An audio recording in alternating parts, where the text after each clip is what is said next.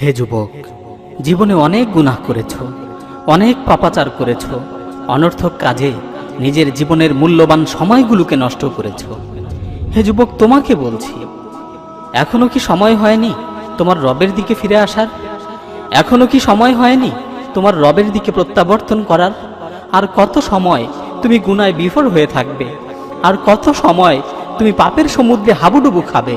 আর কত সময় তুমি তোমার প্রতিপালক সম্পর্কে উদাসীন হয়ে থাকবে? তোমার প্রতিপালক তোমাকে লক্ষ্য করে বলছেন, ইয়া আইয়ুহাল ইনসানু মা গাররাকা বিরাব্বিকাল কারীম। হে লোক সকল, হে মানুষ, কোন জিনিস তোমাকে তোমার প্রতিপালক সম্পর্কে উদাসীন করে রাখলো? কোন জিনিস তোমাকে তোমার প্রতিপালক সম্পর্কে গাফেল করে রাখলো? হে যুবক, তুমি পাহাড় সমপরিমাণ গুনাহ করে ফেলেছ। গুনাহ করতে করতে গুনার সমুদ্রে হাবুডুবু খাচ্ছ।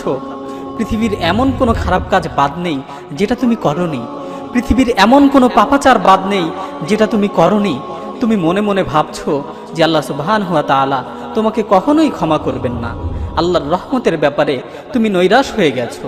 কিন্তু জেনে রাখো, আল্লাহ তাআলা তোমাকে লক্ষ্য করে বলছেন, ইয়া ইবাদিয়াল্লাযীনা আসরাফু আলা আনফুসিহিম লা তাকনাতু মির রাহমাতিল্লাহ ইন্নাল্লাহা ইয়াগফিরুয যুনুবা জামিআ ইন্নাহু হুয়াল গফুরুর রহিম। হে আমার বান্দারা, যারা নিজেদের উপর জুলুম করেছো, যারা নিজেদের উপর অবিচার করেছো, যারা নিজেদের ব্যাপারে সীমা লঙ্ঘন করেছো, লা তাকনাতু মির রাহমাতিল্লাহ, তোমরা আল্লাহর রহমতের ব্যাপারে নৈরাশ হয়ে যেও না। তোমরা আল্লাহর রহমতের ব্যাপারে নৈরাশ হয়ে যেও না। ইন্নাল্লাহা ইয়াগফিরুয যুনুবা জামিআ, নিশ্চয়ই আল্লাহ তাআলা তোমাদের সকল গুনাহকে ক্ষমা করে দিবেন। নিশ্চয়ই আল্লাহ তাআলা তোমার জীবনের সমস্ত গুনাহকে ক্ষমা করে দিবেন। ইন্নাহু হুয়াল গফুরুর রহিম, নিশ্চয়ই তিনি ক্ষমাশীল ও পরম দয়ালু।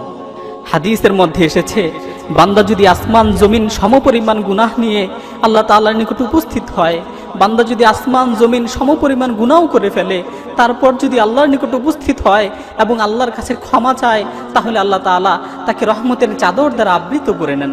আল্লাহ তাআলা তার জীবনের সমস্ত গুনাহগুলোকে ক্ষমা করে দেন।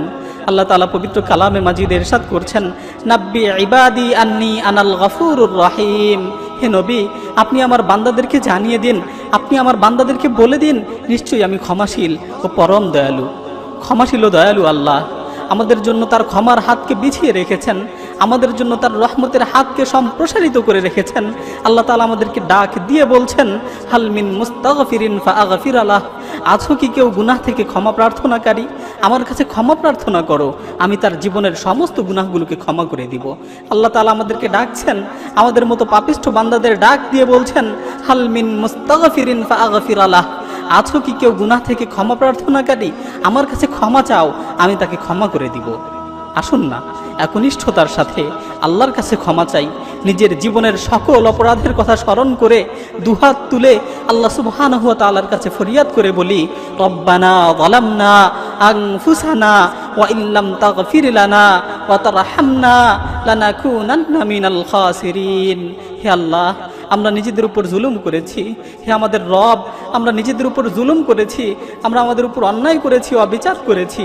আপনি যদি আমাদেরকে ক্ষমা না করেন, আপনি যদি আমাদের উপর দয়া না করেন, তাহলে আমরা ক্ষতিগ্রস্তদের অন্তর্ভুক্ত হয়ে যাব, আমরা ধ্বংস হয়ে যাব, আমরা ক্ষতিগ্রস্তদের অন্তর্ভুক্ত হয়ে যাব। আমরা যদি একনিষ্ঠতার সাথে আল্লাহর কাছে তওবা করি, আল্লাহ তাআলা অবশ্যই আমাদেরকে ক্ষমা করে দিবেন। সুতরাং আসুন না, একনিষ্ঠভাবে আল্লাহর কাছে তওবা করি, আল্লাহর কাছে ক্ষমা প্রার্থনা করি।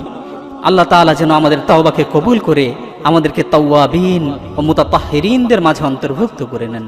আমিন।